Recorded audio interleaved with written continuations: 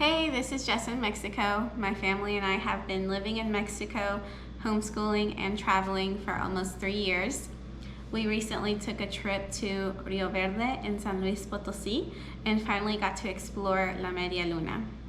This is a place that we've been wanting to visit for quite some time, but hadn't had a chance to until now. For those of you that don't know, lamedialuna is a lagoon with beautiful crystal clear turquoise water. Media luna translates to half moon.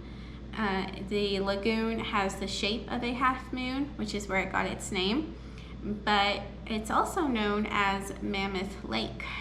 Supposedly there are mammoth skeleton remains at the bottom of the lake, so pretty cool, although we did not get to see that, but still worth a visit if you're traveling in Mexico. The regulations are constantly changing, especially now during COVID, so it's good to know what to expect.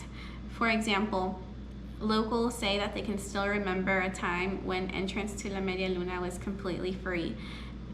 But then it started getting more popular with tourists, and they started charging an entrance fee of 50 pesos per person. In US dollars, that's $2.50. And then after the COVID shutdown, there was another price increase, and now the entrance fee is 100 pesos per person, or $5 US per person. It's not bad if you're a tourist, but for the locals, what happened? Oh, dang it, I messed it up. So here are 5 things that you should know when visiting lamedialuna.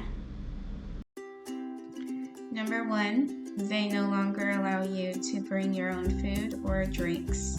It used to be that you could bring your own beer, snacks, or picnic food, but they want people to drink and dine from the restaurants that are on site. There are also street vendors selling botanas outside the gate. If you buy a snack from the street vendors, they will let you take it inside.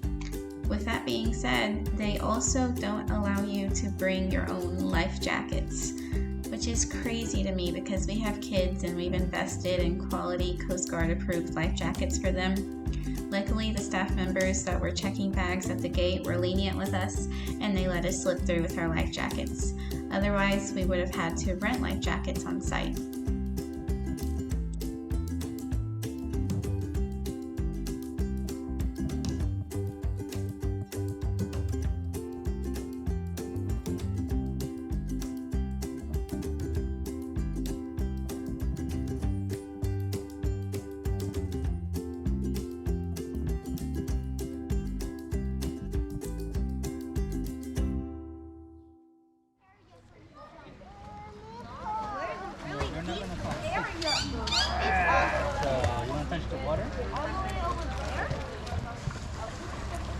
Oh my god. It's warm? This water is warm. Oh yeah. That is so warm. I know. Aquí hay muchos peces. Okay, so you heard my husband and kids say that the water is warm, and it is warm year-round. We went during the holidays. The weather was starting to get a little chilly, but the water was warm and perfect. This was a nice change for us compared to the water in Baja California. We went to Baja in November, and the water was almost too cold to swim. If you haven't seen the video I posted, make sure you check out my channel.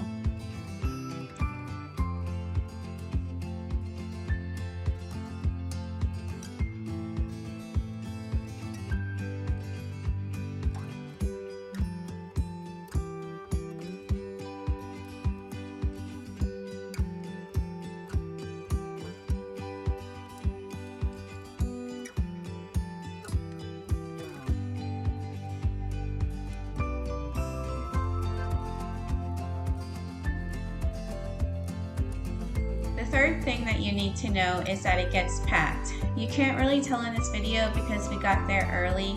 You can see my son going down the water slide there.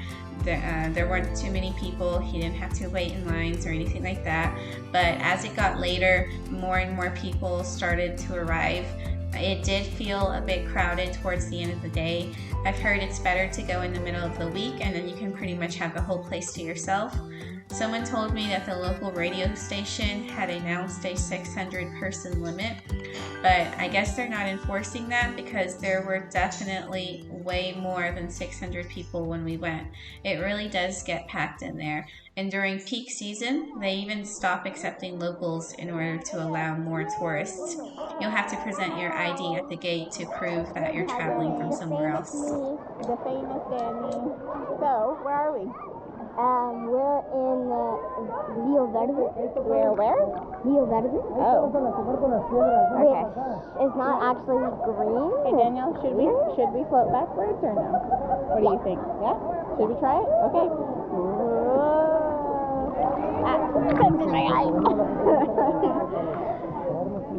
Oh well, you can do it.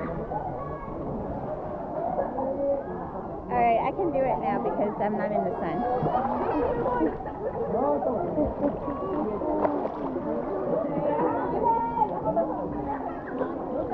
How's it going? How's the weather over there? The weather here?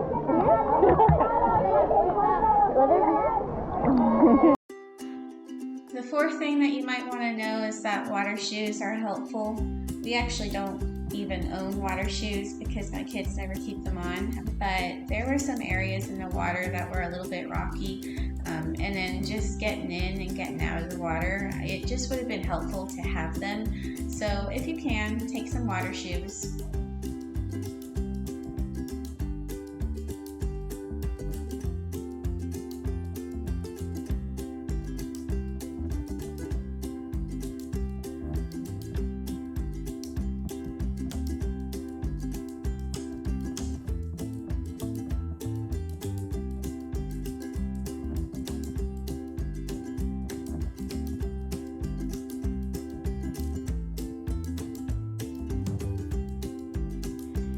The fifth thing that you might want to know is watch out for snakes.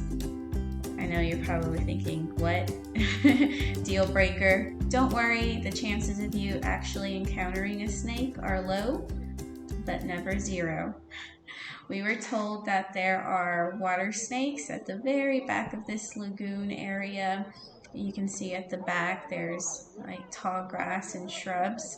So I think if you just don't go back there, you should be fine. I probably should have started with this one first. This one should have been number 1. I didn't want to scare anyone off. Now.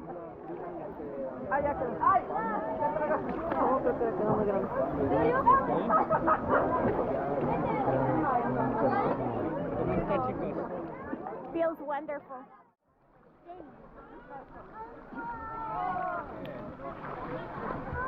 What?